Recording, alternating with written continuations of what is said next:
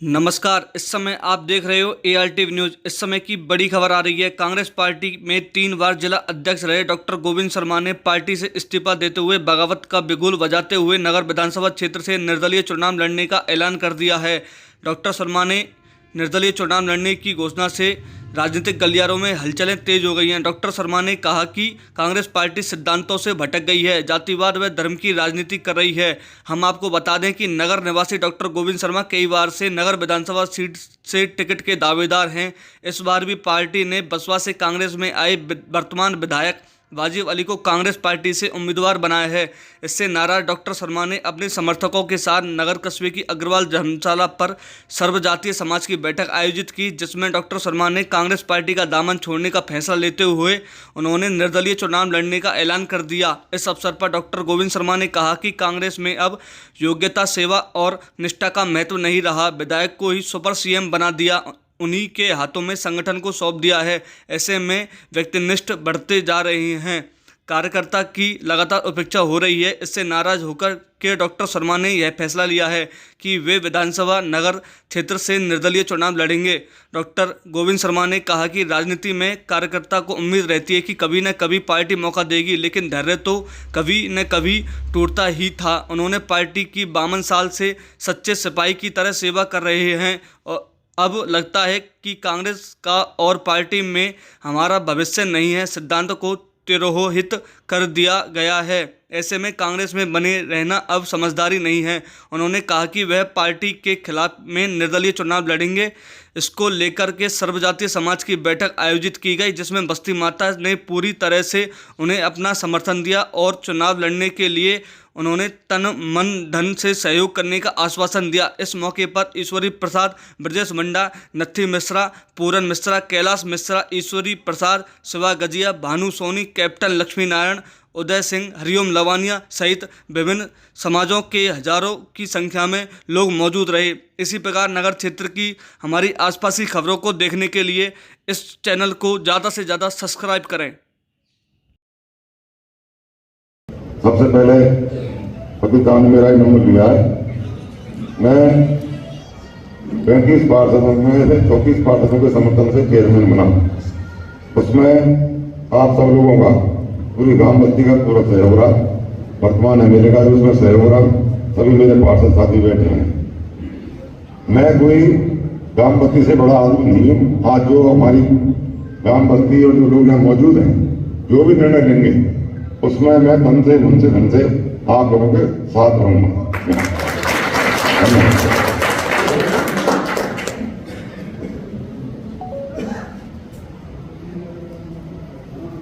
आदरणीय चेयरमैन साहब की बात आपने सुनी, एक लंबी चुनी बात, जो मैं व्यक्तिगत उस बात से सहमत नहीं हूं चेयरमैन साहब की से। 2 तरह के लोग होते हैं, एक सक्रिय जिनकी सक्रियता दिखती है, और एक होते हैं जो दिखाई नहीं देते लेकिन वो सक्रियता दिखने वाले से भी ज्यादा सक्रिय रहते हैं।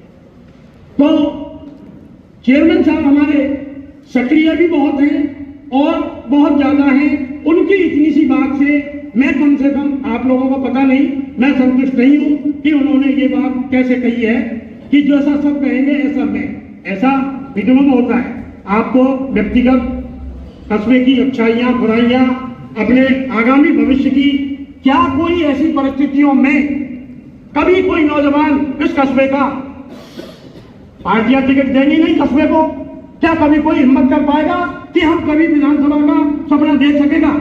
इस चीज को विचारने के लिए मैं समझता हूं व्याख्या सहित आपको अपने सुझाव रखने चाहिए थे, और आप कस्बे के मालिक हैं, आप बाद में भी इस बात को बोल देना, कोई नहीं।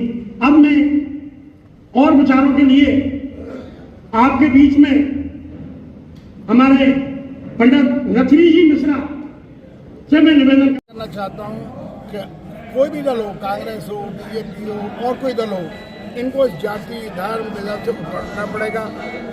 या तो 2 ही धर्म है, गरीबी और अमीरी। जो गरीबतम लोग हैं, जो न्यूनतम लोग हैं, जो वंचित लोग हैं, हमें उनके उत्थान के लिए काम करना पड़ेगा, हमें उसके लिए काम करना पड़ेगा। और आज भी हमारे सरकारों के अच्छे पैसे फंड के बाद हमारी सड़कें टूटी हुई आती हैं, हमारे पास और अपराध लगते हैं। मैं किसी के बारे में कुछ नहीं कहना चाहता, मैं ये कहना चाहता हूँ कि जो है वो सामान्य सद्भाव रहना चाहिए। अब इस तरह की नैरेटिविटी जिस तरह से चल रही है आजकल, कार्य प्रत्याशी लेकर के चलते हैं, वहाँ इतने सद्भाव, इतने प्यार को कहाँ कौन वोट में तब्दील होता देखेगा? और परिणाम लोग तो वीडियो ही नहीं देखते ऐसे। परिणाम सबके सामने हैं।